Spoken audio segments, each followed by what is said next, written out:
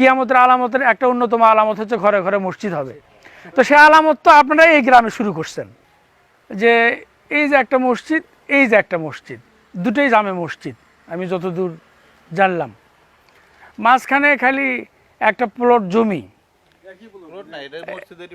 ও আচ্ছা, একই প্লট, কিন্তু একই প্লটের মধ্যে দুটো মসজিদ।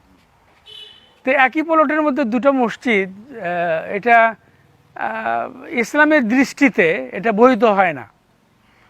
তো এই বিষয়টা আপনারা কিভাবে ইয়ে করতেছেন, মানে কোনো আলেম এটা ফতোয়া দিয়ে দুটোকে জায়েজ করে দিছে এমন কিছু? না, এখানে ব্যাপারটা হচ্ছে কি, জি জি জি জি, আমি আপনাকে বলতেছি, বলেন বলেন বলেন। এই মসজিদের সৃষ্টির পূর্বে, এটা মসজিদটা তৈরির পূর্বেই এইটা জায়গা এটা বিভিন্ন শরিকের জায়গা।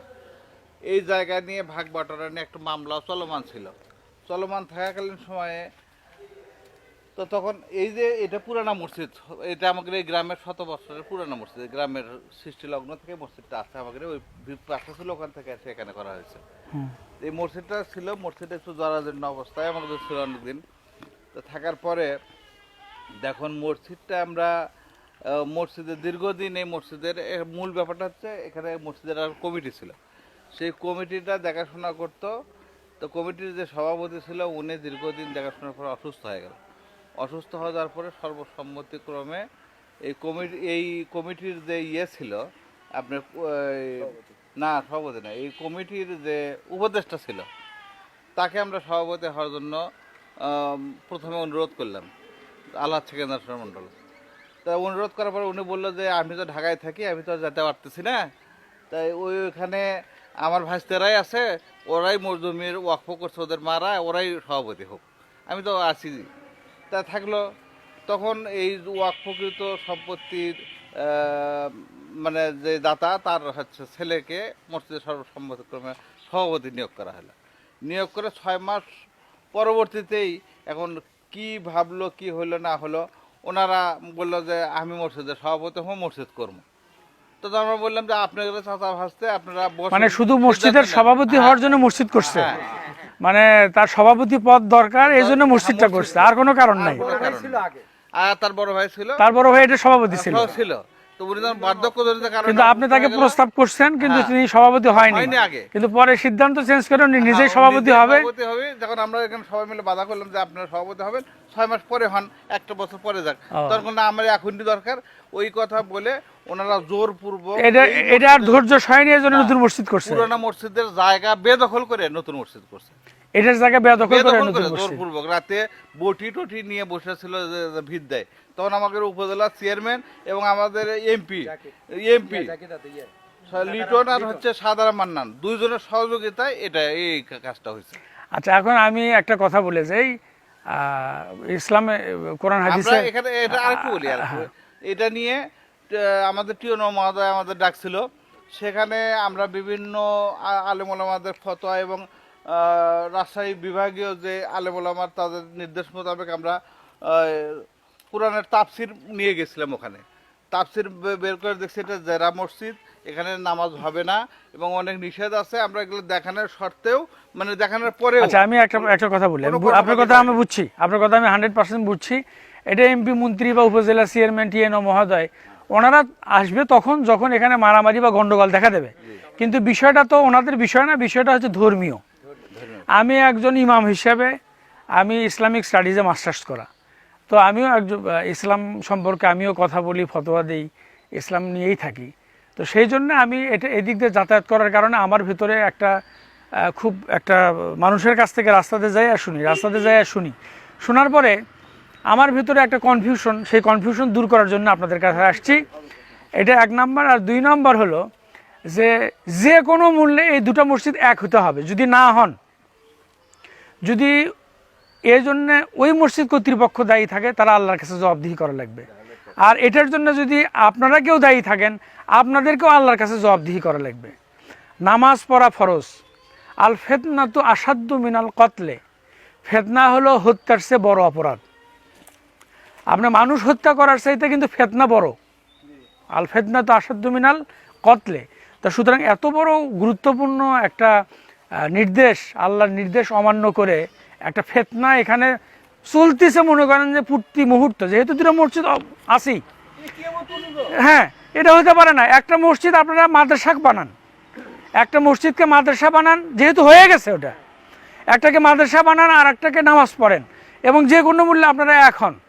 এবং এই ব্যাপারে যদি আমি বলি, আমার কোনো সহযোগিতা লাগে, কোনো আলেমের দরকার নেই। আমি ফতোয়া দেওয়ার জন্য আমি মনে করি এই ব্যাপারে আমি অত বড় আলেম নই, তবে এই ব্যাপারে ফতোয়া দেওয়ার জন্য আমি যথেষ্ট।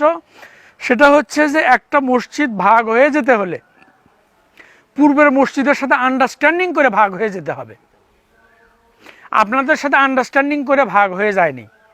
এক্ষেত্রে আন্ডারস্ট্যান্ডিং করার ক্ষেত্রে যদি আপনারা দায়ী হন তাহলে আপনারাও দায়ী, আবার ওরা যদি দায়ী হয় তাহলে ওরা দায়ী।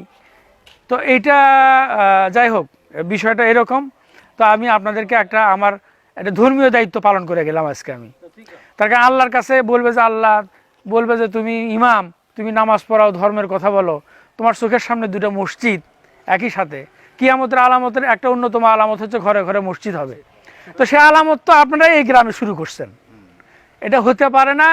এই দুটো মসজিদের মধ্যে একটা মসজিদ বহাল করতে হবে, একটা মসজিদ মাদ্রাসা করতে হবে।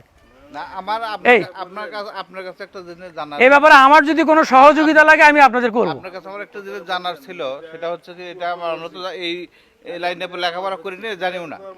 তাই এটা হচ্ছে আমার যতটুকু জানি যে পুরানা মসজিদ পরিবর্ধন করা, সংস্কার করা, বড় করা, যা করা, যদি পুরানা মসজিদের যদি জায়গা সংকুলন না হয়, রাইট, তাহলে পরিবর্ধন করা যাবে, রাইট, ঠিক বলছেন।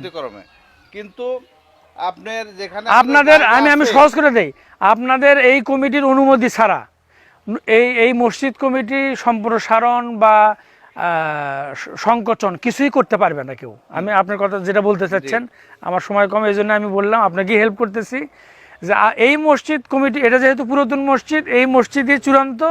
এই মসজিদ কমিটির সিদ্ধান্ত অনুযায়ী এখানে এক্সটেনশন হতে পারে, এছাড়া হতে পারে না। এটা হচ্ছে প্রাথমিক ফতোয়া। প্রাথমিক ফতোয়া এই জন্য বললাম যে উভয় পক্ষের কথা না শুনে চূড়ান্ত রায় দেওয়া যায় না, ওই পক্ষের কথা বলা যায়। তবে ওই যে মানুষ বলে না প্রাথমিকভাবে এটা বোঝা গেছে এরকম, তো আমি প্রাথমিকভাবে বুঝলাম এটা যদি পুরাতন মসজিদ হয় তাহলে এই মসজিদ কমিটির অনুমতি নিয়ে ওটা করতে হবে, এছাড়াও মসজিদ করার কোনো সুযোগ নেই। এটা আমি একটা প্রাথমিক ফতোয়াটা দিয়ে গেলাম। আমি এই মসজিদে প্রায় 10 বছর হলে ইমামতি করি। যখন সব মুসল্লি একত্রিত ছিল তখন থেকে আমি ইমামতি করি, আমি ছোটবেলা থেকে এখানে ইমামতি করতেছি। তো আসলে মূলত কথা হলো এই মসজিদটাই ভেঙ্গে নির্মাণ করার কথা ছিল রমজানের ভেতরে, বড় করার কথা ছিল, আমার ভালো করে মনে আছে, বড় করার কথা ছিল। এই মসজিদটা ভেঙ্গে বড় করার কথা ছিল। তো রমজানের ভেতরে এরকম কথা, রমজানের ভেতরে যখন খাওয়া দাওয়া করাইলো দাওয়াত দিয়ে, তখনও আমাকে এই কথাগুলোই বললো যে হুজুর ওই ঈদের কয়েকদিন পরেই কিন্তু আমরা এই মসজিদটা ভাঙবো। আমি ভাই আলহামদুলিল্লাহ, ভালো কথা। তো ঈদের কয়েকদিন পরেই আমরা দেখি এই জায়গাতে আপনার হচ্ছে ভিত খোঁড়াখুড়ি হচ্ছে, মাটি কাটা হচ্ছে। একদিন জিজ্ঞাসা করলাম, জিজ্ঞেস করার পরে বলতেছে এই বৃত্তান্ত তারা আলাদা করে মসজিদ তৈরি করতেছে, কিভাবে সম্ভব? তো তারা তখন নাকি আমাদেরকে একটা দেখালো যে জামিল মাদ্রাসার থেকে তারা দলিল নিয়ে আসছে। তো ওই দলিলের মধ্যে যে যে প্রশ্নগুলো করা ছিল, কাগজটা এখনও আমার কাছে আছে। আমি ওই কাগজটা জামিল মাদ্রাসার মুফতি শামসুজ্জাহ হুজুর 10 নম্বর হুজুরের কাছে আমি দিছিলাম যে হুজুর এই কাগজের মধ্যে যা যা প্রশ্ন করছে অধিকাংশগুলো ভুল, প্রশ্নই ভুল, তার প্রশ্নগুলোই ভুল। তো অ্যানসারটা ঠিক কিভাবে হয়? আমি ভুলই প্রশ্ন করছি, আমার অ্যানসার তো ঠিক হবে না। তখন এই সকল বিষয়ে হুজুরদের যেটা আমি বলবো বিনয়ের সাথে, ওনারা অনেক বড় আলেম, আমি ওনাদের সম্পর্কে কোনো কমেন্ট করতে চাই না, তবে একটা কথা বলবো, কিছু বিষয় আছে সরজমিনে সচক্ষে না দেখে কোনো ফয়সালা দেওয়া যায় না। প্রিয় ভাইয়েরা, পাকুল্লা ইউনিয়নের হুয়াকুয়া গ্রাম পার হয়েই সজনপাড়া ব্রিজ, এই ব্রিজ পার হয়ে পাশাপাশি দুটো মসজিদ, এই যে একটা মসজিদ দেখতে পাচ্ছেন, আমি দেখাচ্ছি আমার এই যে এই মসজিদটা রাস্তার ধারে।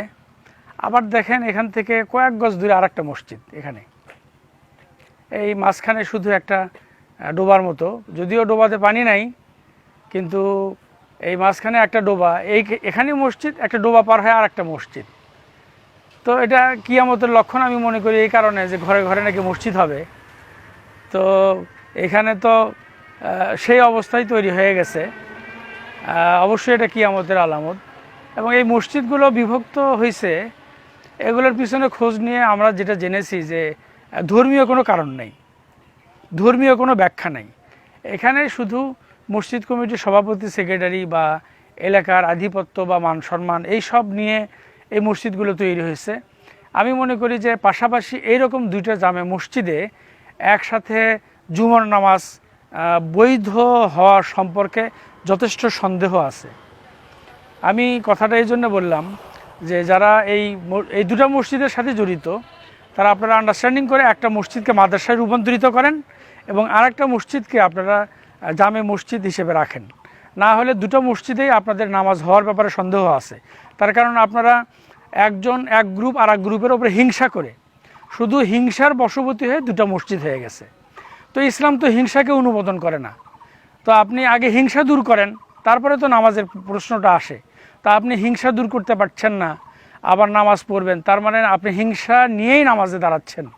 পাশাপাশি দুই মসজিদেই জুমার নামাজ হচ্ছে, দুই মসজিদেই নামাজ হচ্ছে।